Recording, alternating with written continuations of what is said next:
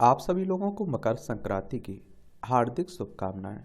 आप सभी से गुजारिश है कि आप लोगों ने जो रूटीन अपना बना रखा है स्टडी के लिए, पढ़ाई के लिए, उसे फॉलो करते रहें, क्योंकि त्यौहार आते रहेंगे, जाते रहेंगे। आपका त्यौहार उस दिन मनाया जाएगा जब आपको अपने सपने मिल जाएंगे, आपको अपनी मंजिल मिल जाएगी, आपका सिलेक्शन हो जाएगा। उस दिन मनाना धूमधाम से अपना त्यौहार। अब आप लोग कहोगे कि मकर संक्रांति आखिर मनाई क्यों जाती है? तो आप देखें, पौष मास में जब सूर्य उत्तरायण होता है तो मकर राशि में प्रवेश करते हैं, तो इस अवसर को देश के अलग अलग राज्यों में अलग अलग त्योहारों के रूप में मनाया जाता है। और सामान्यतः भारतीय पंचांग की सभी तिथियां चंद्रमा की गति को आधार मानकर निर्धारित की जाती है, लेकिन मकर संक्रांति को सूर्य की गति से निर्धारित किया जाता है, इसीलिए मनाते हैं। बाकी आप देखिए, कांग्रेस छोड़ मिलिंद देवड़ा सिंधे की शिवसेना में शामिल हो गए हैं। ये महाराष्ट्र की बात हो रही है। मकर संक्रांति पर प्रधानमंत्री ने अपने आवास पर गायों को खिलाया खिलाया चारा। ये पोंगल की शुभकामनाएं भी दी हैं। चलिए, अच्छी बात है।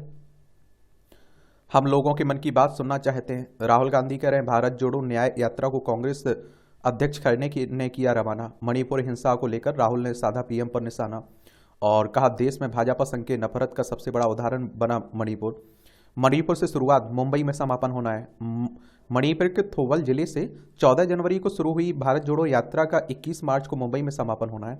यात्रा की कुल दूरी आप देखिए 6,713 किलोमीटर होगी। इस दौरान यह 15 राज्यों से होकर गुजरेगी। यह यात्रा 115 से अधिक जिलों से होकर गुजरेगी। यह 100 संसदीय क्षेत्रों को कवर करेगी। न्याय यात्रा हाईब्रिड मोड में होगी। इस दौरान राहुल रोजाना 8-10 किलोमीटर पैदल और आप देखते हैं कि करीब 80 किलोमीटर आप देखेंगे कि बस से चलेंगे।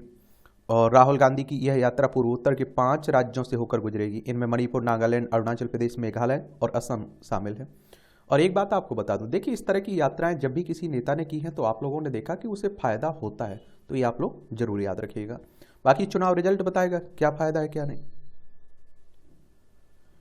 15 मार्च तक आप देखिए वापस जाएं भारतीय सैनिक, मालदीव कह रहा है। चीन दौरे से लौटे मालदीव के राष्ट्रपति मुइज्जू के भारत विरोधी तेवर हुए तल्ख। भारतीय ऑपरेशन को जारी रखने को सहमति बनाने के प्रयास जारी हैं। भारत, एक बात आपको बता दूं कि अभी ये नए राष्ट्रपति हैं। कहाँ के? मालदीव के। मालदीव की राजधानी माले आपको देखने को मिलेगी। तो इनका झुकाव चाइना की तरफ देखने को मिलता है। और देखिए, मालदीव देखना चाहें तो देखिए, हमारी प्यारी पृथ्वी है, इसमें आप देखेंगे ये हमारा प्यारा भारत आपको दिखाई देगा। यहाँ आप लोगों को मालदीव देखने को मिल जाएगा। ये चाइना पड़ोसी देख ही रहे हैं आप लोग। ये हिंद महासागर है, यहीं आप देखेंगे। और भी हमारे प्रधानमंत्री साहब लक्षद्वीप को आए तो और आग लग गई चाइना किसे? मालदीव को। ये आपको मालदीव देखने को मिल जाएगा। ठीक है।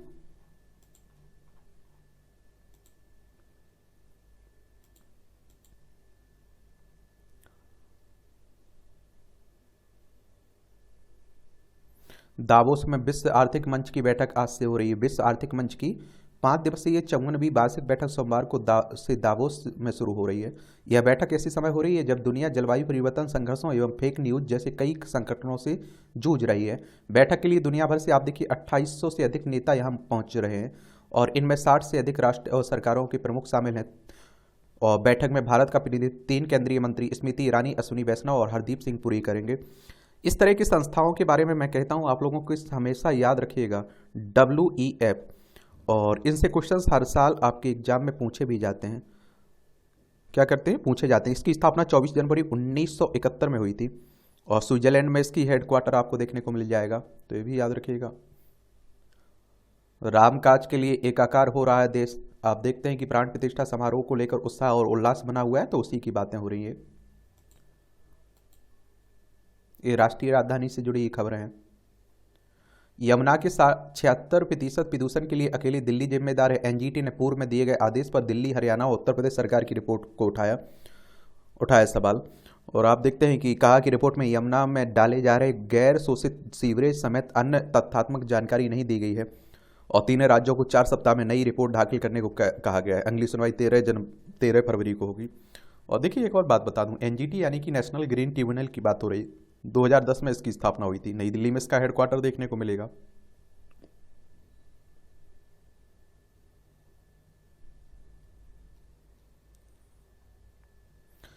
पतंग उत्सव में बेटी बचाओ बेटी पढ़ाओ व स्वच्छता का संदेश। ये आप देखिए 90,000 पाक सैनिकों के साथ भारत ने किया था मानवीय व्यवहार। सशक्त बल पूर्व सैनिक दिवस पर समारोह को रक्षा मंत्री ने किया संबोधित। कहा पाकिस्तान के साथ युद्ध में दुनिया ने देखा भारतीय सेना का मानवीय चेहरा। दुनिया के सर्वश्रेष्ठ बलों में एक है भारतीय सशक्त बल, वायुसेना प्रमुख कह रहे हैं, इसमें कोई दो राय नहीं होनी चाहिए। आयुष्मान भारत स्वास्थ्य बीमा योजना के तहत बनाए गए 30 करोड़ आप देखेंगे कार्ड, जो आप देखते हैं कि हेल्थ के लिए आप देखते हैं कि पैसा मिलता है ना इलाज के लिए, उसी की बात हो रही है। ये सूरत बिलीमोरा के बीच 35 किलोमीटर हिस्से में वर्ष 2026 तक चलेगी पहली बुलेट ट्रेन। जमीन अधिग्रहण का काम 100% पूरा। महाराष्ट्र में तेजी से कराए जाने लगे काम, ये भी देखने को मिलेगा। जैव चिकित्सा विज्ञान में फेलोशिप अकादमी पुरस्कार घोषित किए गए। भारतीय जैव चिकित्सा विज्ञान अकादमी एक Indian academy of biomedical sciences ने वर्ष 2023 के लिए अकादमी पुरस्कार और फेलोशिप की घोषणा रविवार को कर दी। अकादमी के अध्यक्ष और राजकीय मेडिकल कॉलेज राजौरी के प्रिंसिपल डॉक्टर अमरजीत सिंह भाटिया ने चयनित नामों की घोषणा की है। और अखिल भारतीय आयुर्विज्ञान संस्थान भोपाल के निदेशक एवं सीईओ प्रोफेसर अजय सिंह को पद्मश्री पुरस्कार मेहंदी हसन अवार्ड दिया गया है। यह अवार्ड क्लिनिकल रिसर्च के लिए दिया जाता है। पीजीआई चंडीगढ़ में प्रोफेसर ज्योतदीप कौर को प्रोफेसर सुहेल अहमद अवार्ड मिला है। यह अवार्ड मूल शोध के लिए दिया जाता है। कुसुम शर्मा अवार्ड सिम्बायोसिस यूनिवर्सिटी पुणे की डॉक्टर रुचि मिश्रा तिवारी को दिया गया है। यह अवार्ड युवा विज्ञानी को दिया जाता है। यूपीईएस देहरादून के डॉक्टर रविंद्र पति पांडे को ओम प्रकाश अवार्ड दिया जाता है, जो 45 वर्ष से कम उम्र के डॉक्टर को जैव चिकित्सा विज्ञान में उत्कृष्ट योगदान के लिए दिया जाता है। इस चित्तौड़गढ़ के किले के संरक्षण का सुप्रीम कोर्ट ने आदेश। 5 किलोमीटर के दायरे में खनन के लिए किसी भी तरह का विस्फोट करने पर रोक लगा दी गई। सरकार व राज्य प्रदूषण बोर्ड को कचरा प्रबंधन नियमों को सख्ती से लागू करने के लिए कहा गया है। देख लीजिए चित्तौड़गढ़ का किला आपको बता दूं कि भारत का सबसे विशाल दुर्ग है। यह राजस्थान के चित्तौड़गढ़ जिले में देखने को मिलेगा। चित्तौड़गढ़ के किले को मौर्य राजवंश के सम्राट चित्रांगद मौर्य ने बनवाया था, कहते हैं। यह एक विश्व विरासत स्थल है। चित्तौड़ मेवाड़ की राजधानी भी रही है, तो कई लोगों का इससे संबंध जुड़ा रहा है, तो याद रखिएगा। चलिए, भारत बांग्लादेश सीमा पर तस्करी रोकने को औषधीय पौधों की बाढ़। भारतीय बांग्लादेश सीमा पर मवेशियों और मादक पदार्थों की तस्करी को रोकने में जुटे सुरक्षा बलों के पास अब एक दूसरी प्रतिरोधक क्षमता भी होगी, जिसमें आप देखिए 60,000 से अधिक औषधीय पौधों की एक मोटी बाड़ और 40 मधुमक्खी बॉक्स मधुमक्खी पेटिका के जरिए तैयार किया जा रहा है। बंगाल के नादिया जिले में भारत बांग्लादेश सीमा पर स्थित 3 किलोमीटर लंबी बाढ़ युक्त सीमा के पास से सटे क्षेत्रों में फिलहाल यह दूसरी प्रतिरोधक पंक्ति तैयार की जा रही है। और बाढ़ पर आप देखिए मधुमक्खी का छत्ता लगाने के काम को पिछले साल नवंबर में केंद्र सरकार के वाइब्रेंट विलेज प्रोग्राम के हिस्से के रूप में किया गया था। ये आप देख लीजिएगा। हमारा प्यारा भारत, इसमें आप देखिए बांग्लादेश है, पश्चिम बंगाल, असम, मेघालय, त्रिपुरा, मिजोरम की सीमा देखने को मिलती है। 1971 में ये आज़ाद हुआ था। महाशक्ति के हैरत अंगेज करतब, ये आप देखेंगे कि नई दिल्ली में कर्तव्य पथ पर कड़ाके की ठंड में से गणतंत्र दिवस के पूर्व परेड के पूर्वाभ्यास द्वारा बीएसएफ की बाइक पर सवार महिलाएं जवान। परेड में इनका कर्तव्य महिला शक्ति के गौरव का एहसास कराएगी। घने कोहरे के कारण पीछे राष्ट्रपति भवन, नॉर्थ ब्लॉक और साउथ ब्लॉक गुम सा हो गया है। अब आप देखिए कि महिलाएं कहाँ कमजोर हैं। महिलाएं हर जगह कर्तव्य दिखा पा रही हैं। चकबात में 80,000 लोगों की मौत के बाद हुआ था आईएमडी का गठन। ये आज 150वें वर्ष में प्रवेश कर रहा है। मौसम विज्ञान विभाग 1875 में शुरू हुआ था। उपराष्ट्रपति आज जारी करेंगे इस सफर पर डाक टिकट, शुरू होगी नई एक तरह से सेवाएं। चलिए, अच्छी बात है। यूं भारत की पहली मौसम वेधशाला सन 1793 में मद्रास अब चेन्नई में हुई थी, लेकिन औपचारिक रूप से आईएमडी तब स्थापित हुआ जब हेनरी एफ ब्लेनफोर्ड ने 15 जनवरी 1875 को पहली इंपीरियल मौसम रिपोर्ट के रूप में कार्यभार संभाला था। और आईएमडी के महानिदेशक डॉक्टर मृत्युंजय महापात्रा बताते हैं कि 19वीं सदी के अंत में कोलकाता बंदरगाह पर चक्रवात की चेतावनी जारी करने से लेकर आज मोबाइल फोन पर नाउ कास्ट जारी करने तक मौसम विभाग ने लंबा सफर तय किया है। अच्छी बात है। देखिए, एक बात और हम लोग आपको बता दें कि देखिए, जो पार्टी सत्ता में रहती उससे नेता अधिकतर जुड़ते हैं। अब आप देख लीजिए, कांग्रेस के नेताओं ने 2014 के बाद जितने नेताओं ने छोड़ी, अधिकतर नेता आप देखिए बीजेपी में, ज्योति सिंधिया का नाम ले लीजिए, RPN का नाम ले लीजिए, जितिन प्रसाद का नाम ले लीजिए, सुष्मिता देव का नाम ले लीजिए, सुनील जाखड़ का नाम ले लीजिए, जयवीर सैरगिल का नाम ले लीजिए, या अब आप देखिए किसी को भी देख लीजिए, जितने भी पार्टी नेताओं ने छोड़ी हैं, तो ये सब चलता रहता है। और यही नेता आप देखें आगे कांग्रेस की अगर सरकार आएगी ना तो उसमें शामिल हो जाएंगे। ये भी आप लोगों को याद रखना चाहिए, क्योंकि आप सभी जानते हैं इस बात को कि मलाई सबको प्यारी होती है, सत्ता सबको प्यारी होती है, कुर्सी सबको प्यारी होती है, तो नेता कहां से छोड़ेंगे।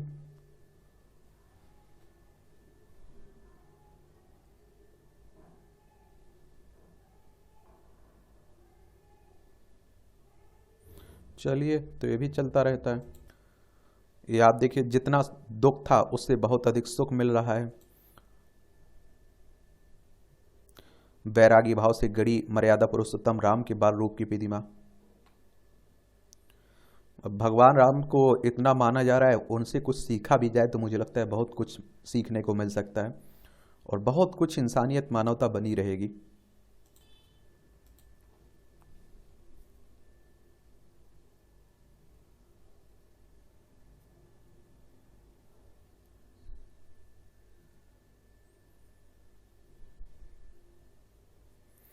प्रभु श्री राम नाम के नाम पर चलता था बैंक, चेक पर राम लक्ष्मण और सीता की तस्वीर। राजस्थान में था श्री रामचंद्र लक्ष्मण बैंक। देख लीजिए 19वीं सदी में राजाओं का शासन था, तब की बात हो रही है। धनबाद के जामाडोबा निवासी प्रेम कुमार पांडे के संग्रहालय में रखे पुराने बैंकों के चेक दे रही गवाही। राजस्थान हो या फिर तमिलनाडु, सभी जगह थे भगवान राम के नाम पर बैंक। चेक पर राम दरबार की छवि भी आपको देखने को मिलेगी। देखिए लखनऊ के प्रेस में छपते थे बैंक के चेक। पर्यटन से आर्थिकी को पंख। 75 अरब डॉलर अनुमानित था वित्त वर्ष 2020 में भारत का पर्यटन बाजार। 125 अरब डॉलर पहुंच सकता है वित्त वर्ष 2027 तक पर्यटन बाजार। 2532.6 अरब रहा अंतर्राष्ट्रीय यात्रियों का खर्च 2019 में। 5.3 करोड़ हो सकती है नौकरियां भारत के पर्यटन उद्योग में 2029 तक। 15,792 अरब या 7% का योगदान दिया था 2019 में पर्यटन ने देश की GDP में। 7% सालाना बढ़ी 2016 से 2019 की पर्यटन से विदेशी मुद्रा की कमाई। और आप देखिए पर्यटन क्षेत्र हमारी अर्थव्यवस्था में एक बड़ा योगदान देता है, ये भी याद रखिएगा। पर्यटन को बढ़ाए अर्थव्यवस्था की शक्ति। भारत में पर्यटन ऐसा क्षेत्र है जिसमें असीम संभावना है, लेकिन इसका बेहद दोहन बहुत कम हुआ है। विश्व के कई देश ऐसे हैं जिनकी अर्थव्यवस्था में पर्यटन क्षेत्र की बड़ी भूमिका रही है, और देशी विदेशी पर्यटकों को बढ़ावा देकर हम भी अपनी अर्थव्यवस्था को नई ऊंचाइयों पर पहुंचा सकते हैं। भारत की सांस्कृतिक और आध्यात्मिक पहचान के आकर्षण में विदेशी पर्यटक लंबे समय से यात्रा यहाँ आ रहे हैं। अब देखिए बनारस में कितने लोग आते हैं। देश के बहुमुखी विकास को बढ़ावा देता है पर्यटन क्षेत्र की असीम संभावनाओं का समुचित दोहन करके हम अपने युवाओं को बड़े पैमाने पर रोजगार मुहैया करा सकते हैं। पर्यटन शहर से लेकर ग्रामीण इलाकों तक आर्थिक गतिविधि को तेज करता है, और इससे लोगों की आय बढ़ती है और जीवन स्तर ऊंचा होता है। भारत की संपदा। भारत एक विशाल देश है। भारत की धरा नैसर्गिक सौंदर्य से आच्छादित है। धरती का स्वर्ग कश्मीर भारत में है। कश्मीर से कन्याकुमारी तक और कामाख्या से लेकर कच्छ तक प्रकृति का सौंदर्य मानव मन को मुग्ध करता है। वहीं भारत की सांस्कृतिक पहचान को सजाने वाली नगरी की बात करें तो अयोध्या, काशी, गया, उज्जैन, वृंदावन जाकर पर्यटक भारत की प्राचीन संस्कृति और आध्यात्मिक शक्ति का अनुभव करते हैं। वहीं पूर्वोत्तर की प्राकृतिक सुंदरता और स्थानीय समुदायों का रहन सहन किसी भी जिज्ञासु पर्यटक के लिए अलग अनुभव हो सकता है। सांस्कृतिक विविधता। तो भारत कई धर्मों, भाषाओं और परंपराओं के साथ समृद्ध सांस्कृतिक विविधताओं के लिए जाना जाता है। ये विविधताएं उन पर्यटकों को आकर्षित करती हैं जो आप देखिए नई संस्कृति का जानना समझना चाहता है। ऐतिहासिक स्थल। तो भारत में कई ऐतिहासिक स्थल जैसे ताजमहल, लाल किला, कुतुब मीनार इनका ऐतिहासिक और सांस्कृतिक महत्व है, जो इनका पर्यटन के लिए लोकप्रिय पर्यटन स्थल बनाता है। साहसिक पर्यटन। भारत पर्वतों, समुद्र तट और जंगलों के साथ आप देखिए विविधता से परिपूर्ण है। ये भारत को साहसिक पर्यटन के लिए शानदार स्थल बनाता है। पहाड़ों पर ट्रेकिंग, नदियों में राफ्टिंग और बर्फ पर स्कीइंग पर्यटकों के बीच लोकप्रिय गतिविधियां। चिकित्सा पर्यटन। भारत अपनी उन्नत चिकित्सा सुविधाओं और सस्ते इलाज के लिए भी विश्व में अपनी खास पहचान रखता है। विकासशील देशों के नागरिक बड़े पैमाने पर यहाँ इलाज कराने आते हैं भारत में।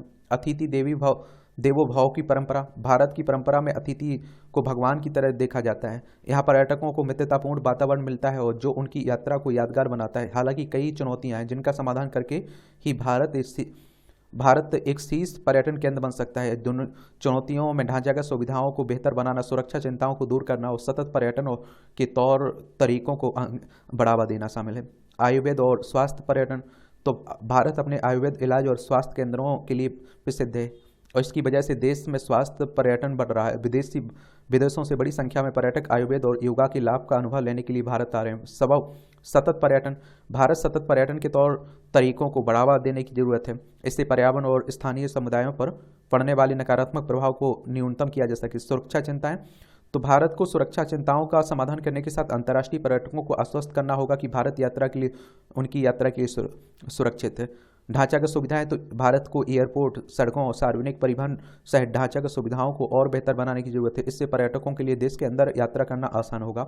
1 करोड़ अंतर्राष्ट्रीय पर्यटक 2019 में भारत में आए थे। वर्ल्ड टूरिज्म ऑर्गेनाइजेशन के आकलन के अनुसार कोविड के बाद ये संख्या बढ़कर करीब 2 करोड़ हो गई। बढ़ रहा है घरेलू पर्यटन, भारत में गरीबी कम हो रही है और मध्यम वर्ग बढ़ रहा है। अब लोग देश में ही घूमने फिरने और छुट्टियां बिताने पर ज़्यादा पैसा खर्च कर रहे हैं और इसके अलावा अयोध्या, बनारस जैसे प्राचीन धार्मिक शहरों में अंतर्राष्ट्रीय स्तर की ढांचागत सुविधाएं विकसित की जा रही हैं जो घरेलू पर्यटकों के साथ विदेशी पर्यटकों की ज़रूरतों के लिए भी अहम है। इसमें आने वाले समय में आप देखिए सिर्फ घरेलू पर्यटकों को बढ़ावा मिलना बल्कि ये भारत के पर्यटन सेक्टर की वृद्धि में भी अहम योगदान करेगा। सतत पर्यटन के तौर पर तरीकों को बढ़ावा देकर और ज़्यादा पर्यटकों को आकर्षित किया जा सकता है। चलिए, अच्छी बात है।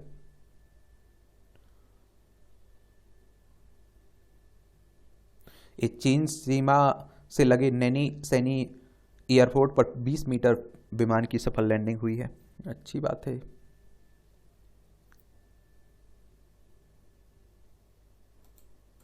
अब आप देखिए संपादकीय पाठ है और ये आप लोगों को प्रीलिम्स में, मुख्य परीक्षा में, इंटरव्यू में हर जगह मदद पहुंचाता है। एक सामान्य जानकारी मिलती है। तो आप लोगों को अच्छे से न्यूज़पेपर तो पढ़ते रहना चाहिए मुझे लगता है। धर्म और राजनीति का संबंध, तो आप देखिए धर्म और राजनीति का सहअस्तित्व लोक मंगल दाता है और श्री राम जन्मभूमि पर भव्य मंदिर सैकड़ों वर्ष से राष्ट्रीय अभिलाषा है।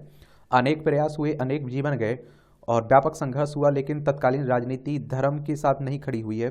अब राजनीति और धर्म के कर्तव्य पालन से करोड़ों लोगों का स्वप्न पूरा हुआ है। स्वतंत्र भारत में धर्म और राजनीति के बीच शत्रुता का भाव था और यहाँ धर्म और आधुनिक राजनीति के रिश्ते यूरोपीय मॉडल से संचालित होते रहे थे। यूरोप में राज्य व्यवस्था और आप देखिए चर्च के मध्य अधिकारों को लेकर लंबा संघर्ष चला। संघर्ष टालने के लिए चर्च और राजा के कार्यों में विभाजन हुआ। सांसारिक कार्य राजनीति और अर्थव्यवस्था, माफ करिए, राज्य व्यवस्था के हिस्से आए और पंथिक कार्य चर्च को मिले।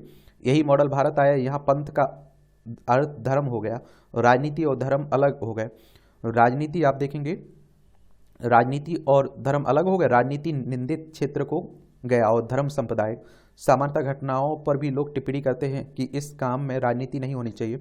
संप्रति राजनीतिक संवैधानिक संस्थाओं और धर्म के मध्य अच्छे संबंध नहीं है, जबकि कायदे से प्रत्येक चुनौतीपूर्ण काम में आदर्श राजनीति होनी चाहिए। भारत का धर्म ईसाइयत या इस्लाम की तरह पंथ नहीं है।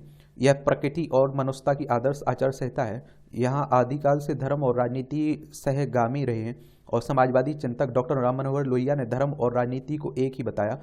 कहा था कि राजनीति अल्पकालिक धर्म है और धर्म दीर्घकालिक राजनीति है। धर्म का काम है कि शुभ की स्थापना और अच्छाइयों की ओर प्रेरित करना। राजनीति का काम है बुराइयों से लड़ना। धर्म अच्छाई ना करे और प्रस्तुत करता रहे तो वह निष्प्राण हो जाता है और राजनीति जब बुराइयों से नहीं लड़ती है, केवल निंदा करती है, तो वह झगड़ालू हो जाती है।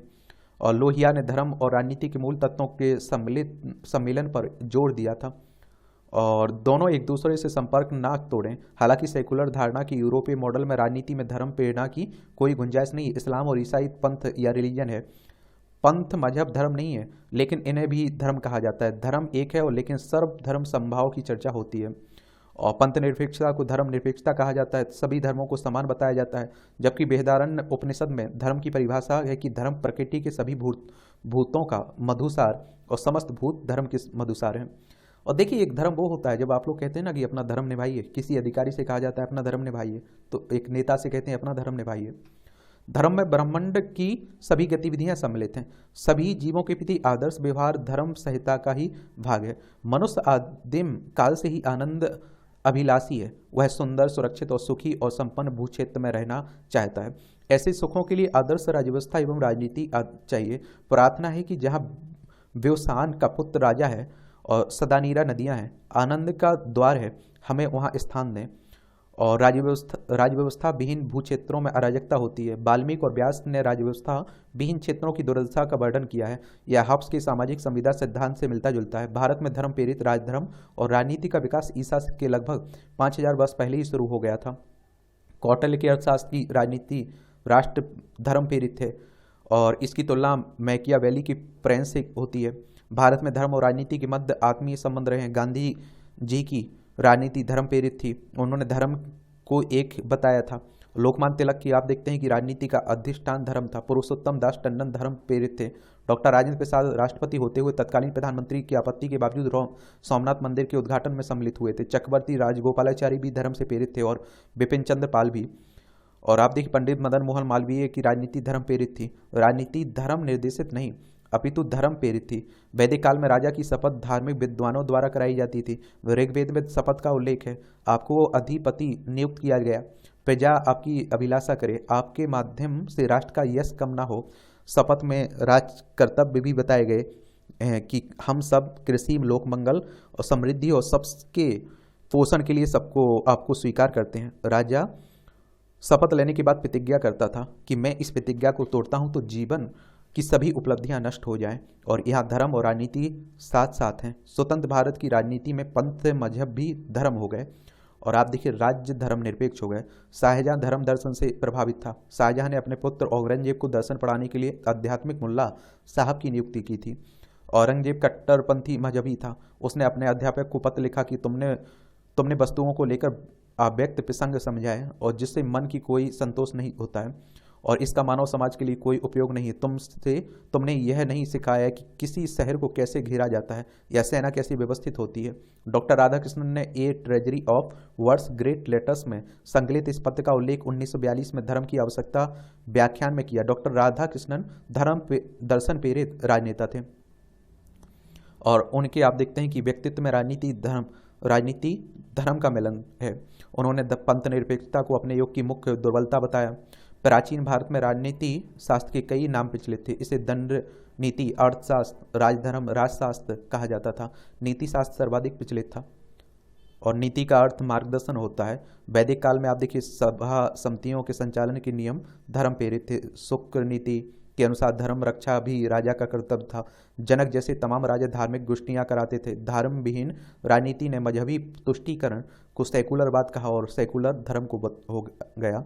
स्वाधीनता आंदोलन की प्रेरणा धर्म तत्व था। धर्म और राजनीति अपनी अपनी मर्यादा में मिलकर काम करें। धर्म विहीन राजनीति लोक मंगल का उपकरण नहीं बन सकती। लेखक उत्तर प्रदेश विधानसभा के पूर्व अध्यक्ष हैं, इनका नाम है हृदय नारायण दीक्षित। इनके द्वारा यह आर्टिकल लिखा गया है। चलिए अच्छी बात है। मानवीय मूल्यों के क्षरण की वानगी। अभी आपने देखा है कि ये जो सूचना सेठ ने अपने बच्चे को मार दिया ना, उसी पर लिखा जा रहा है। बेंगलोर की माइंडफुल एआई लैब कंपनी की सीईओ सूचना सेठ इन दिनों चर्चा में है। सूचना के प्रोफाइल के अनुसार वह डाटा साइंटिस्ट और आर्टिफिशियल इंटेलिजेंस की एक्सपर्ट है। इस क्षेत्र में उसके पास 12 साल का अनुभव है। सूचना बंगाल की पृष्ठभूमि से है और उनका पति दक्षिण भारतीय है। उनका 4 साल का एक बच्चा भी था। सूचना की अपने पति से बिल्कुल नहीं बनती थी। तलाक के लिए अदालत में मुकदमा चल रहा था। उसका कहना था कि पति 9 लाख रुपए महीने कमाता है, इसलिए प्रति माह 2.5 लाख रुपए गुजारा भत्ता उसे मिलना चाहिए। वह नहीं चाहती कि उसका पति अपने बच्चे से मिले, लेकिन अदालत ने कहा था कि वह हफ्ते में एक दिन बच्चे से मिल सकता है। पिछले दिनों सूचना गोवा गई। वहाँ उसने एक सर्विस अपार्टमेंट लिया और आरोप है कि वह अपने बेटे को मार डाला। खबरों के अनुसार उसने बच्चे के शव को एक थैले में बंद किया और टैक्सी से कर्नाटक जाने लगी। टैक्सी ड्राइवर ने रास्ते में उससे कहा कि इतना ट्रैफिक जाम है कि इससे निकलने में बहुत समय लगेगा, ऐसे में अगर वह चाहे तो उसे एयरपोर्ट तक छोड़ देगा, लेकिन सूचना ने मना कर दिया। टैक्सी ड्राइवर का कहना है कि 10 घंटे की यात्रा में सूचना एक शब्द नहीं बोली। रास्ते में ही आप देखिए गोवा पुलिस ने उसे संदेश मिला कि उसकी टैक्सी में सवार यात्री के साथ कुछ गड़बड़ है, लिहाजा वह अपनी गाड़ी को फौरन नज़दीकी पुलिस स्टेशन ले जाए। उसके बाद सूचना को पकड़ लिया गया। सूचना ने ऐसा क्यों किया, यह तो जांच पड़ताल से में पता चलेगा। लेकिन उसके आचरण से लगता है कि वह अपने पति को बिल्कुल पसंद नहीं करती थी। उसे बच्चे में अपने पति की शक्ल दिखाई देती थी। वह नहीं चाहती थी कि पति उसके बच्चे से मिले। जब आप देखें अदालत ने पति को मिलने की अनुमति दी तो शायद वह इसे बर्दाश्त नहीं कर सकी और उसने इसका आसान उपाय बच्चे से मुक्ति पाना समझा। पति पत्नी के झगड़े की कीमत एक मासूम ने अपनी जान देकर चुकाई। उच्च शिक्षित सूचना खुद को कृत्रिम बुद्धिमत्ता का विशेषज्ञ बताती हैं, लेकिन उनकी असली बुद्धिमत्ता कहाँ चली गई थी? अपने ही बच्चे की जान इसलिए ले ली गई कि वह अपने पति को पसंद नहीं करती। अगर एक रिश्ते में समस्या है, पति पत्नी में नहीं बन रही है, चाहे कुछ हो जाए, दोनों साथ ही नहीं रहना चाहते हैं, तो इसका हल निकाला जा सकता है। रिश्ते से दूर हुआ जा सकता है, लेकिन अपने साथी से नफरत इस मुकाम पर पहुंच जाए कि पति से बदला लेने के लिए बच्चे की जान ले लें। यह कैसी मानसिकता है? सूचना अपने बचाव में कह रही है कि उसका बच्चा रात में अच्छा भला सोया था, लेकिन सवेरे मरा मिला। अगर ऐसा ही था तो वहाँ जहाँ रुकी थी वहाँ किसी को सूचित क्यों नहीं किया गया? बच्चे को अस्पताल में क्यों नहीं ले गए? बच्चे की सबको बैग में छिपाकर ले जाने का क्या अर्थ था? हवाई यात्रा के मुकाबले बहुत अधिक समय लेने वाली सड़क यात्रा करने के बारे में क्या सोचा गया? बचने के लिए चाहे वह दर्जनों तर्क दे, लेकिन इससे कैसे इनकार किया जा सकता है कि एक बच्चे की जान गई है? कथित रूप से माँ इसके लिए दोषी है। यह किस दौर में आ पहुंचे हम? यहाँ रिश्ते, भावुकता, मानवीयता, बदले की भावना के आगे कुछ नहीं है। और इसमें विभिन्न माध्यमों द्वारा लगातार परोसे जाने वाले उन विचारों का भी बड़ा योगदान है जो बदले की भावना रखने वाली किसी औरत को एक बहुत बहादुर स्त्री की तरह पेश करते हैं। यदि बदले की भावना रखने वाला एक पुरुष गलत है तो उसी अनुपात में आप देखिए ऐसी औरत भी गलत होनी चाहिए। लेकिन बदले की कहानियाँ, विशेष तौर पर यह बदला अगर औरत ने लिया तो बे बॉक्स ऑफिस पर सुपरहिट मानी जाती हैं। यही विचार धीरे धीरे समाज में नीचे तक फैलता है और अन्यथा किसी माँ द्वारा अपने बच्चे की जान लेना अचंभे की बात है। और इस प्रसंग में इंदु और आशीष की वर्षों पहले कहानी याद आती है। उन दोनों में प्रेम प्रसंग था। इंदु के 2 बच्चे भी थे, तो दोनों ने उन बच्चों से छुटकारा पाने के बारे में सोचा। इसका आसान सा तरीका निकाला। उन्होंने दोनों बच्चों पर पेट्रोल छिड़कर आग लगा दी। दशकों पहले हुई इस क्रूरतम घटना ने देश को झकझोर दिया था। सूचना सेठ का किस्सा भी ऐसा ही है। जब उसने बच्चे को मारा होगा तो उस पर क्या गुजरी होगी। बच्चे तो माँ को सबसे बड़ा जीवन रक्षक मानते हैं और इन दिनों कुछ महिलाओं द्वारा दुनिया भर में यह बात फैलाई जा रही है कि बच्चे माताओं के पैरों की बेड़ियां होती हैं, इसलिए जितनी जल्दी उनसे छुटकारा मिल सके बेहतर है। संभव है कि सूचना ने भी यही सोचा होगा। हो सकता है कि देश में सूचना के लिए भी आंसू बहाने वाले निकल आए। कहा जाने लगे कि जब तक आरोप सिद्ध नहीं हुआ तब तक उसे अपराधी क्यों माना जा रहा है। यह बात सच है, लेकिन उन लोगों को यह भी बात बताना पड़ेगा कि आखिर उस बच्चे की क्या गलती थी। और ऐसा कैसे हो सकता है कि एक हंसता खिलता बच्चा मौत के मुंह में समा जाए और किसी की आंख में एक आंसू भी ना आए। बच्चों के प्रति इतनी निर्ममता हमने कहाँ से सीखी है? क्या विकास का मतलब यह है कि हम साधारण मानवीय मूल्य भी भूल जाएं? यदि शादी और बच्चे इतना ही बड़ा जी का जंजाल है तो उस तरफ बड़े ही क्यों? और सूचना सेठ भी पढ़ी लिखी स्त्री है। वह तार्किक ढंग से सोच सकती थी, मगर उसने ऐसा नहीं किया। अपने बच्चे की जान लेकर आखिर उसे क्या मिला? जिस पति को ये सूरत पसंद नहीं थी, अब तो उसे अदालत में बार बार देखनी होगी। तब वह क्या करेगी? लेखक का है, साहित्यकार हैं, इनका नाम है क्षमा शर्मा। इनके द्वारा यह आर्टिकल लिखा गया है। मानवीय संवेदनाएं तो देखिए खत्म होती जा रही हैं। पग पग पर संक्रांति का आशय है भगवान सूर्य का एक स्थान से दूसरे स्थान की ओर जाना। यूं तो भगवान भास्कर सभी 12 राशियों में परागमन करते हैं, किंतु धर्म ग्रंथों में सर्वाधिक महत्व मकर संक्रांति का है। इसका मुख्य कारण मकर राशि में पहुंचने पर भगवान भास्कर की तेजस्विता बढ़ने लगती है। उत्तरायण होते हुए सूर्य के चलते दिन बड़ा होने लगता है और रात छोटी होने लगती है। खगोलीय महत्व के इस पर्व को जीवन के साथ जोड़कर देखा जाए तो अनेक स्तरों पर संक्रांति के पर्व दिखाई पड़ते हैं। माँ के गर्भ में से जन्म लेकर सांसारिक अस्तित्व धारण करना जन्म संक्रांति है। जन्म के बाद शिशु, बालक, किशोर, युवा, प्रौढ़ तथा वृद्ध अवस्था की ओर बढ़ते जाना जीवन की बहुआयामी संक्रांति है। और अवस्था की इन समस्त संक्रांति में मकर संक्रांति के स्तर की संक्रांति युवावस्था की होती है, क्योंकि संपूर्ण जीवन में सर्वाधिक ऊर्जा इसी अवस्था में प्राकृतिक रूप से मिलती है। मकर संक्रांति पर सूर्य की तरह सारे प्रश्नों का उत्तर देने में क्षमता होती है, वहीं चाहे खुद के प्रश्न हो या घर परिवार या समाज के। भगवान श्री राम ने भी बन जाने में रुचि इसलिए दिखाई क्योंकि मकर जैसी धोखेबाज प्रवृत्तियों को परास्त करने का युवावस्था सही समय है। समाज का युवा नकारात्मक प्रवृत्तियां जैसे मगरमच्छ से सावधान रहे तो फिर विशालकाय गजेंद्र की रक्षा श्री कृष्ण की तरह की जा सकेगी। पीढ़ियों की भी संक्रांति होती है। माता पिता अपने संतानों को पारिवारिक उत्तरदायित्व सौंपते समय अनुभवों का प्रकाश भी देते हैं, और जिन परिवारों में सकारात्मक विचारों की संक्रांति होती है वहाँ प्रसन्नता का वास होता है। इसे गोस्वामी तुलसीदास ने जहाँ सुमिते तह संपत्ति नाना, जहाँ कुमते तह विपत्ति निदाना के माध्यम से किया है। इस तरह मकर संक्रांति के प्रतीकों पर अवश्य ध्यान देना चाहिए। और अब देख लीजिए चीन परस्ती का प्रदर्शन। मालदीव के राष्ट्रपति मोहम्मद मुइज्जू ने चीन से लौटते ही जिस तरह अपने देश में कार्यरत भारतीय सैनिकों को 15 मार्च तक जाने को कह दिया है, उससे यह स्पष्ट है कि उनकी दिलचस्पी इसमें बिल्कुल भी नहीं है कि दोनों देशों के संबंध मैत्रीपूर्ण बने रहे। आखिर जब भारत उनके इस आग्रह को स्वीकार करने के लिए तैयार हो गया था तो वह अपने सैनिकों को वापस बुला ले, तब भी इस तरह के अल्टीमेटम देने की क्या आवश्यकता थी। उन्होंने केवल भारतीय सैनिकों को मालदीव से जाने को ही नहीं कहा, बल्कि भारत से आवश्यक वस्तुओं और विशेष रूप से दवाओं और अनाज का आयात कम करने के भी संकेत दिए हैं। इसके अलावा वह भारत से हुई विभिन्न संधियों की समीक्षा भी कर रहे हैं। इसके नतीजे में दोनों देशों के संबंधों में और गिरावट आना तय है।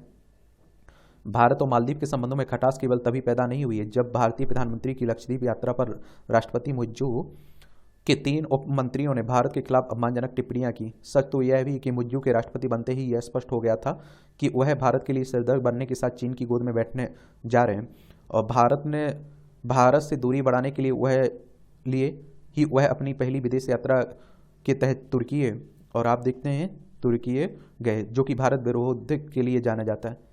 और इसी तरह उन्होंने आप देखिए परंपराओं की अनदेखी करते हुए भारत से पहले चीन की यात्रा करना आवश्यक समझा। वहां से लौटने के बाद यह जताने की कोशिश की कि वह स्वतंत्र विदेश नीति पर चलना चाहते हैं।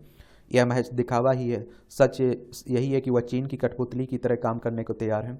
मुइज्जू का भारत विरोध नया नहीं है। राष्ट्रपति चुनाव के दौरान आप ही उन्होंने यह भी अभियान छेड़ दिया कि यदि वह सत्ता में आए तो भारतीय सैनिकों को देश छोड़ने के लिए कहेंगे। उन्होंने ऐसा माहौल बनाया जैसे भारत ने अपना कोई सैन्य अड्डा मालदीव में बना रखा था, जबकि वहां भारत के 100 से भी कम सैनिक हैं, और वे भी एक समुद्रटोही विमान और 2 हेलीकॉप्टरों के संचालन और राहत एवं बचाव कार्यों के लिए। अब जब यह पूरी तरह स्पष्ट हो गया कि मालदीव के राष्ट्रपति चीन के इशारे पर भारत विरोध की नीति पर चलने पर आमादा हैं, तो अब भारत को न केवल सतर्क रहना चाहिए बल्कि साम दाम दंड भेद के तहत मालदीव में भारतीय हितों की रक्षा भी करनी चाहिए। इससे आशंका बढ़ गई कि वह चीन का दखल बढ़ेगा। भारत को मालदीव से केवल इसके लिए सतर्क नहीं रहना है कि मुइज्जू चीन परस्ती पर आमादा है, बल्कि इसलिए भी रहना है क्योंकि वह भारत विरोधी जिहादी ताकतों पर भी सिर उठा रही हैं। ना हो अनुचित विरोध। झारखंड के प्राथमिक विद्यालयों में 2015-16 में नियुक्त इंटर प्रशिक्षित शिक्षक अपनी पदोन्नति के लिए शिक्षक पात्रता परीक्षा दोबारा उत्तीर्ण करने की अनियमितताओं का विरोध कर रहे हैं। यह विरोध अनुचित है क्योंकि इसकी अनियमितताएं निःशुल्क एवं अनिवार्य बाल शिक्षा के अधिकार अधिनियम 2009 के प्रावधानों को लागू करने को लेकर है। ऐसे में बिना कारण प्रस्तावित नियमावली का विरोध प्रोन्नति की प्रक्रिया और गति को ही प्रभावित करेगा। हालांकि स्कूली शिक्षा और एवं साक्षरता विभाग से प्रस्तावित प्रोन्नति नियमावली पर शिक्षकों ने आपत्तियां मांगी हैं। शिक्षकों से निर्धारित तिथि तक आने वाली आपत्तियों पर विचार करेगा और विभाग, लेकिन इस अनियमितताओं को खत्म करना मुश्किल प्रतीत हो रहा है। दरअसल उक्त अधिनियम के तहत प्राथमिक विद्यालयों में नियुक्तियों के लिए अन्य योग्यताओं के साथ साथ टेट उत्तीर्ण होना अनिवार्य किया गया। कक्षा 1 से 5 के विद्यालयों के लिए इंटर प्रशिक्षित शिक्षकों की नियुक्ति होगी और तथा इन्हीं कक्षा श्रेणी के लिए टेट उत्तीर्ण करना पड़ता है। इसी तरह कक्षा 6 से 8 के लिए स्नातक प्रशिक्षित शिक्षकों की नियुक्ति होती है, और जिसके लिए भी इन्हीं कक्षा श्रेणी के लिए आप देखिए टेट उत्तीर्ण करने की अनिवार्यता है। 2015-16 में हुई नियुक्ति में भी इसे लागू किया गया था। इंटर प्रशिक्षित शिक्षकों की प्रोन्नति स्नातक प्रशिक्षक शिक्षकों के पद पर होती है और उनके लिए कक्षा 6 से 8 के लिए आयोजित होने वाली संबंधित परीक्षा उत्तीर्ण करना आवश्यक है, क्योंकि अभी उन्होंने कक्षा 1 से 5 के लिए हुई शिक्षक पात्रता परीक्षा ही उत्तीर्ण की है। ऐसे में इस पर आम सहमति बनाने का प्रयास होना चाहिए और नियम का पालन करना सबके हित में है। बोतल बंद पानी का बढ़ता कारोबार देखते हैं आप लोग। हाल ही में journal proceedings of the national academy of sciences में प्रकाशित स्टडी में यह दावा किया गया कि एक बोतल बंद पानी में 2,40,000 प्लास्टिक के टुकड़े होते हैं। आज शुद्ध पेयजल की चुनौतियों के बीच बोतल बंद पानी का उपयोग हमारी रोजमर्रा की जिंदगी का अहम हिस्सा बन गए हैं। पश्चिमी देशों में बोतलबंद पानी की शुरुआत 19वीं सदी में हो गई थी। हालांकि भारत में इसकी शुरुआत 1990 में हुई थी। भारतीय मानक ब्यूरो के अनुसार इस समय देश में 5700 यानी कि 5700 लाइसेंसी बाटलिंग प्लांट हैं, जबकि नेचुरल मिनरल वाटर के सिर्फ 25 प्लांट हैं। शोधकर्ताओं का कहना है कि इससे दोगुने प्लांट बिना लाइसेंस के चल रहे हैं। लोकसभा में पेश एक रिपोर्ट के मुताबिक सूखा प्रभावित बुंदेलखंड में पानी का कारोबार करने वाली कंपनियों ने 25 बाटलिंग प्लांट की लाइसेंस लिए हुए हैं। और इस समय भारत दुनिया में बोतल पानी का इस्तेमाल करने वाला 10वां सबसे बड़ा देश है। इस कारण एकदम स्पष्ट है कि जनसंख्या तेजी से बढ़ रही है, पानी कम होने के साथ साथ वह दूषित हो रहा है। भारत में बोतल बंद पानी के कारोबार को लेकर एक सर्वे रिपोर्ट बताती है कि यह सालाना लगभग 21% के हिसाब से बढ़ रहा है। 2019 के आंकड़े गवाह हैं कि 160 अरब रुपए का यह कारोबार 2024 तक बढ़कर 460 अरब रुपए के स्तर पर पहुंचने वाला है। और इसका प्रत्यक्ष संबंध पर्यावरण से जुड़ा है। दुनिया भर में प्रचलित बोतल बंद पानी इस प्लास्टिक कचरे में बढ़ोतरी का मुख्य कारण भी है। जहां देश के संपन्न लोग बोतल पानी पर अवलंबित होते जा रहे हैं, वहां निर्धन जनता साफ पानी को तरस रही है। भारत जैसे देश में नल से पीने योग्य पानी का आना बहुत ही आश्चर्यजनक लगता है। देश के बहुत से शहरों में सरकार या नगर निगम द्वारा आपूर्ति किए जा रहे पानी की गुणवत्ता पर सवाल उठाए जा रहे हैं। ग्रामीण क्षेत्रों में तो बेहद ही बुरा हाल है। ऐसे में नल से पेयजल अभियान के तहत उड़ीसा के पुरी शहर से ने 24 घंटे पीने का पानी उपलब्ध कराकर पूरे देश के सामने एक अनूठी मिसाल रखी है। पुरी में केवल पानी की गुणवत्ता को ही सुनिश्चित नहीं किया गया, बल्कि शहर के पानी को IS 10,500 गुणवत्ता मानकों के स्तर पर पहुंचाया है। साथ ही सरकार ने लोगों को यह पानी हर जगह स्वच्छ और विश्वसनीय रूप से सुलभ हो सके, इसकी समुचित व्यवस्था भी की हुई है, और जिससे लोगों को पानी खरीदने की जरूरत नहीं पड़ेगी। देश में पहली बार ड्रिंक फ्रॉम टैप योजना की शुरुआत के साथ यह अब पूरी शहर भी लंदन तथा सिंगापुर जैसे शहरों की सूची में शामिल हो गया है। अगर पूरी जैसे प्रयास पूरे देश में देखने को मिले तो बोतलबंद पानी के प्रति लोगों के रुझान में कमी आ सकती है। ये भी देख लिया करिएगा। रेवड़ी संस्कृति से जलता लोकतंत्र, चलिए देख लिया करिएगा। वसुधैव कुटुंबकम का सार्थक संदेश। 22 जनवरी को अयोध्या प्रभु श्री राम के नवनिर्मित मंदिर में ही नहीं बल्कि समूचे विश्व के करोड़ों हृदयों में प्राण प्रतिष्ठा हो रहा है। यह केवल वैश्विक शांति के लिए अत्यंत प्रासंगिक तथा महत्वपूर्ण है। यह एक विग्रह मात्र की प्राण प्रतिष्ठा या मंदिर की स्थापना का आयोजन नहीं है, अपितु यह नए भारत की ओर से संपूर्ण मानव जाति के मन में धर्म, सत्य, न्याय, समरसता, सहयोग और शांतिपूर्ण सहअस्तित्व की भावनाओं के संचार की दिशा में प्रयास है। अब आप देखिए, मैं कह रहा हूँ ना आप लोगों से कि हम भले ही कह लें, कुछ भी कह लें, हम दिखावा ना करें। भगवान को अगर माने तो बहुत कुछ सीखा जा सकता है, बहुत कुछ बनाया जा सकता है। खरी खरी लेखक की यात्रा तंज कसा जा रहा है। विपक्ष के लिए चुनौती बढ़ाती रामनगरी। आपराधिक दल से उबारने की चुनौती आप देखें। मोबाइल फोन की कलपुर्जों के आयात शुल्क में हो सकती है कटौती। एप्पल समेत कई अन्य कंपनियों ने सरकार से की मांग। अंतरिम बजट में कुछ शुल्क कटौती की ऐलान संभव है। 11.1 अरब डॉलर मूल्य के मोबाइल फोन निर्यात किए गए 2022-23 में। 15 अरब डॉलर से अधिक हो सकता है फोन का निर्यात चालू वित्त वर्ष में। देखिए, आयात का मतलब होता है आप कुछ खरीद रहे हैं, निर्यात का मतलब होता है कुछ खरीद रहे हैं। क्या निर्यात का मतलब है कुछ बेच रहे हैं आप लोग। कलपुर्जों के घरेलू उत्पादन के पक्ष में है सरकार। अमेरिका को इलेक्ट्रॉनिक्स निर्यात दोगुना बढ़ा। पिछले साल 21% कम रहा ऑटोमोबाइल का निर्यात। 5 कंपनियों का पूंजीकरण 1.99 करोड़ रुपये बढ़ा। जनवरी में 3,864 करोड़ रुपये का FPI विदेश मिला। विदेशी पोर्टफोलियो निवेश की बात हो रही है। 2023 में रीट इनविट में 11,474 करोड़ का निवेश हुआ। किया इंडिया ने पेश किया सोनेट का नया मॉडल। सेमीकंडक्टर मिशन में लानी होगी तेजी। भारत के 2 संयंत्र के मुकाबले चीन में 44 तो अमेरिका में 14 संयंत्र लगाने की तैयारी हो रही है। पिछले 2 से ढाई वर्षों के दौरान विश्व के विभिन्न हिस्सों में 99 सेमीकंडक्टर संयंत्र लगाने का काम हुआ है। केंद्रीय मंत्री अश्विनी वैष्णव बोले कि कई कंपनियां सेमीकंडक्टर फैब्रिकेशन में उतरने को लेकर चल रही है वार्ता। 90% चिप हम लोग बाहर से आयात करते हैं। भारत लैपटॉप आयात प्रतिबंधन प्रणाली पर फैसला सितंबर के बाद झटकों को झेलने में भी सक्षम होगी RBI कह रही है। RBI यानी कि रिजर्व बैंक ऑफ इंडिया की बात हो रही है। 1 अप्रैल 1935 में स्थापना हुई थी। मुंबई में हेडक्वार्टर इसका देखने को मिल जाएगा आपको। UNSCC में शामिल किए जाएंगे भारत और ब्राजील। ये राष्ट्रीय स्थायी सदस्य बनाए, इनकी पुरजोर वकालत हो रही है ना संयुक्त राष्ट्र सुरक्षा परिषद में। अभी 5 सदस्य आप लोग देखते हैं और जिनको विशेष पावर मिली हुई है कि अगर आप देखते हैं उनमें से एक भी उस प्रस्ताव के खिलाफ में चला जाता है तो वो प्रस्ताव पास नहीं होता है। इसकी स्थापना 24 अक्टूबर 1945 में हुई थी। न्यूयॉर्क यूएसए में इसका हेडक्वार्टर देखने को मिलेगा। सरकारी संस्थान में होगी जैविक उत्पादों की गुणवत्ता की जांच। राष्ट्रीय परीक्षणशाला ने जयपुर से की शुरुआत। उपभोक्ताओं के साथ किसानों को भी होगा लाभ, अच्छी बात है। भगवान जगन्नाथ मंदिर में दर्शन पूजन की, ये आपकी अंतर्राष्ट्रीय खबरें हैं। सीमा पार कनेक्टिविटी को और मजबूती देंगे भारत और नेपाल, देख ली भारत नेपाल। उत्तराखंड, उत्तर प्रदेश, बिहार, सिक्किम, पश्चिम बंगाल, 5 राज्यों की सीमा लगती है हमारी। डेनमार्क की रानी मार्गरेट ने छोड़ा सिंहासन, फ्रेडरिक बने राजा।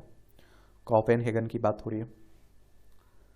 आईआईटी हमेशा ब्रांड इंडिया का हिस्सा रहा है, तरनजीत संधू कह रहे हैं। कहा भारत ऐसा देश है जो बॉलीवुड फिल्मों से भी कम लागत पर चंद्रमा तक पहुंचा।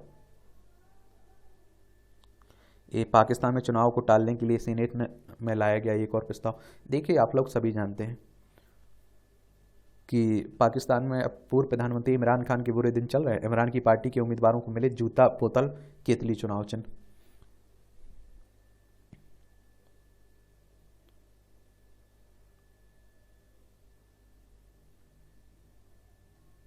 ये आप देखिए खेल का क्षेत्र है। ये आप शिवम यशस्वी ने घर पर जिताई लगातार 13वीं सीरीज। अफगानिस्तान को 6 विकेट से हराया ना। चलिए इंदौर में हो रहा था ये। पेशेवर क्रिकेट से शान मार्श ने लिया संन्यास। ऑस्ट्रेलिया की शान मार्श ने। संतोष ट्रॉफी फाइनल राउंड में 21 फरवरी से शुरू होगी। महिला हॉकी टीम ने न्यूजीलैंड को हराकर जीवित रखी आशा।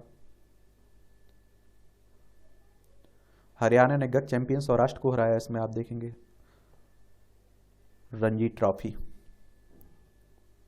भारतीय निशानेबाजों ने जीते 200 और स्वर्ण, 32वें कुल पदक। एशिया ओलंपिक क्वालिफायर में 25 मीटर स्टैंडर्ड पिस्टल में व्यक्तिगत और टीम स्पर्धा का पदक जीता।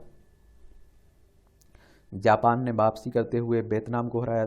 तक एशियाई कप के ग्रुप डी की बात हुई फुटबॉल में। ए शिवम ने सौरभ को हराकर किया बड़ा उलटफेर। राष्ट्रीय चैंपियन सौरभ कोठारी रविवार को यहां NSCI bulk line 3.0 Akhil Bharatiya snooker open के पहले दौर में मैच में शिवम अरोड़ा से 3-5 से हार कर उलटफेर का शिकार हुए। न्यूजीलैंड ने पाकिस्तान को 21 रन से हराया। 18 वर्षीय प्रेजमिक ने जोकोविक को 4 घंटे तक कराया संघर्ष। सवालेंका की जीत के साथ शुरुआत, ये आप देखेंगे।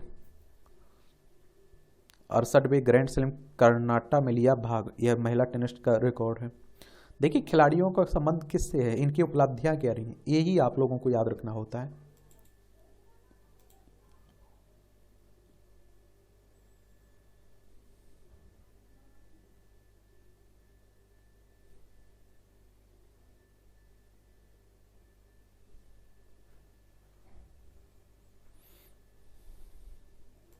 यहाँ आपको खबरें मिल जाती हैं जनरल नॉलेज के लिए, परीक्षा के पॉइंट ऑफ व्यू से भी मिल जाती हैं।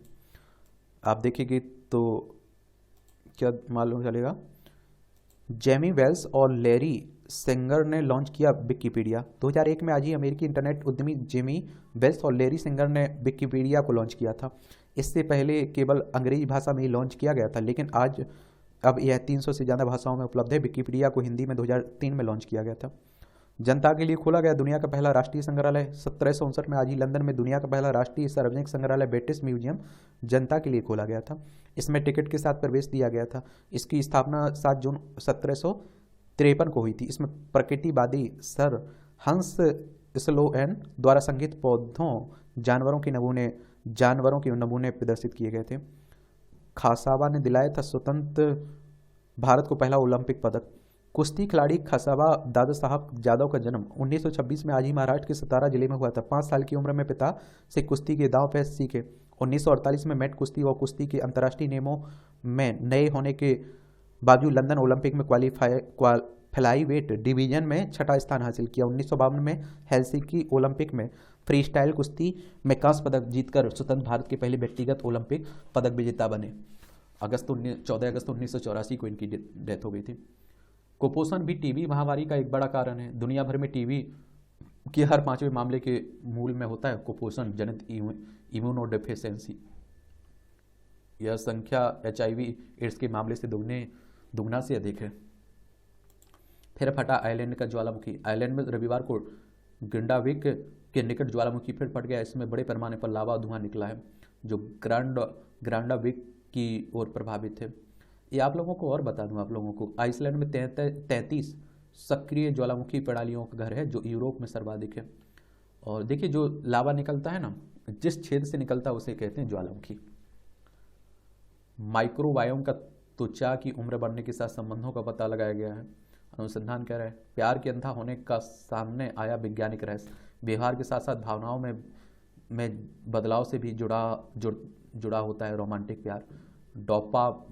डोपामाइन के साथ ऑक्सीटोसिन का संयोजन तंत्रिका तंत्र में पैदा करता है विशिष्ट स्थिति। $13 लाख में बिक रहा है आधा खाया हुआ सैंडविच। ये आप देखिए क्या है, अच्छी खबरें रहती है, इंटरेस्टिंग। London agency.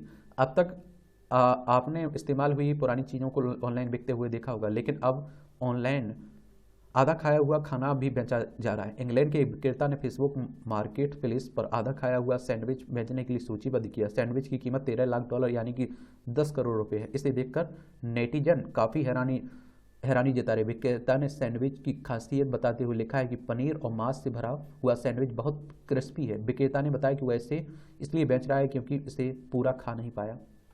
ये मूवियों से जुड़ी खबरें हैं, पढ़ना हो तो पढ़ लीजिए। और इस तरह से आप देखेंगे कि आज के न्यूज़पेपर की कहानी खत्म होती है। आप लोग पढ़ते रहिए, एंजॉय करते रहिए। आपका कोई सवाल हो मेरे लिए, सुझाव तो बता सकते हैं। मेरी तरफ से शुभकामनाएं हैं। ईमानदारी से मेहनत करिए आप लोग। धन्यवाद।